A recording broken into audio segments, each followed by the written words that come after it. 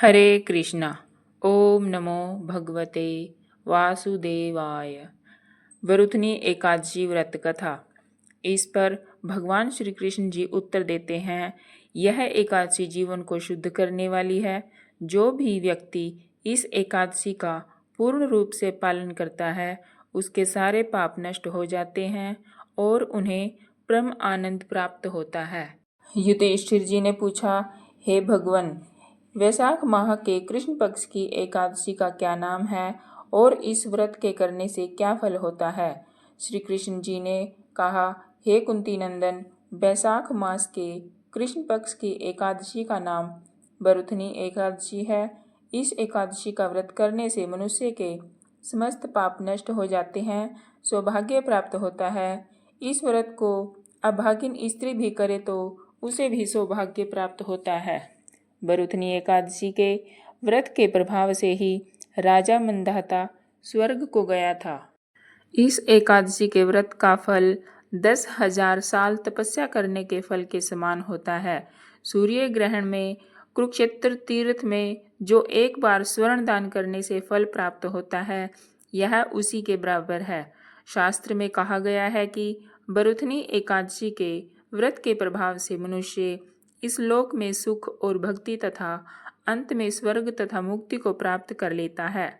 हाथी का दान घोड़े के दान से उत्तम होता है और हाथी के दान से उत्तम भूमि दान होता है तथा भूमि दान से उत्तम तिलों का दान बताया गया है और तिल दान से अधिक स्वर्ण दान होता है तथा स्वर्ण दान से उत्तम अन्न दान कहा गया है, क्योंकि अन्न दान से पितृदेवता मनुष्य सभी तृप्त हो जाते हैं। केवल कन्यादान को शास्त्रों में इस दान के समान माना गया है। वरुथनी एकादशी का व्रत करने से अन्नदान तथा कन्यादान का फल मिलता है। जो मनुष्य लोभवश हो कन्या का धन ले लेते हैं, वे मनुष्य प्रलय के अंत तक नरक में निवास करते हैं और जो मनुष्य स्नेहपूर्वक धन सहित कन्या का दान करते हैं, उनके पुण्य को चित्रगुप्त भी लिखने में असमर्थ रहता है।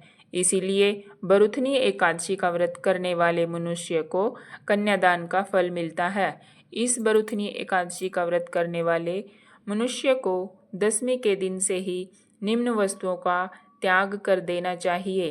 कांसे के पात्र में भोजन नहीं करना चाहिए, मसूर की दाल नहीं खानी चाहिए, चना नहीं खाना चाहिए, मधु और पराया अन्न, पराया भोजन तथा किसी भी क्रिया से किसी के भी साथ मैथुन नहीं करना चाहिए। इस दिन जुआ नहीं खेलना चाहिए और शयन भी नहीं करना चाहिए। पान खाना, दातुन करना, पराई निंदा करना तथा चुगली करना व पापी मनुष्यों के साथ वार्तालाप और मिथ्या भाषण और क्रोध करना वर्जित है।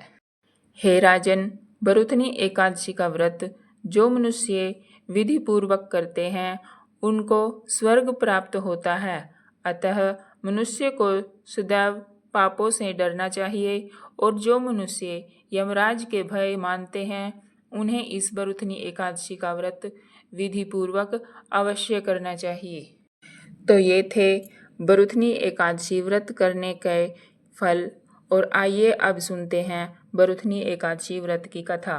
प्राचीन समय में नर्मदा नदी पर मंधाता नामक राजा राज्य सुख भोग रहा था। राजकाज करते हुए वह भी अत्यंत दानशील तथा तपस्वी था। एक दिन जब वह तपस्या कर रहा था, उसी समय एक जंगली भालू आकर उसके पैर चबाने लगा। थोड़ी देर बाद वह राजा को घसीट कर वन में ले गया। तब राजा ने घबराकर तापस धर्म के अनुकूल हिंसा क्रोध न करके भगवान श्री विष्णु जी से प्रार्थना की और भक्तवत्सल भगवान प्रकट हुए तथा भालू को चक्र से मार डाला। राजा का पैर भालू खा चुका था, इससे वह बहुत ही शोकाकुल हुआ। भगवान श्री विष्णु जी ने उसको दुखी देखकर कहा, हे वत्स, मथुरा में जाकर तुम मेरी वाराह अवतार मूर्ति की पूजा वरुथनी एकादशी का व्रत रहकर करो। उसके प्रभाव से तुम पुनः अंगों वाले हो जाओगे। भालू ने जो तुम्हें काटा है, यह तुम्हारा पूर्व जन्म का अपराध था। राजा ने इस व्रत को अपार श्रद्धा से किया और सुंदर अंगों वाला हो गया। बोलो श्री विष्णु भगवान की जय हो। ओम नमो भगवते वासुदेवाय।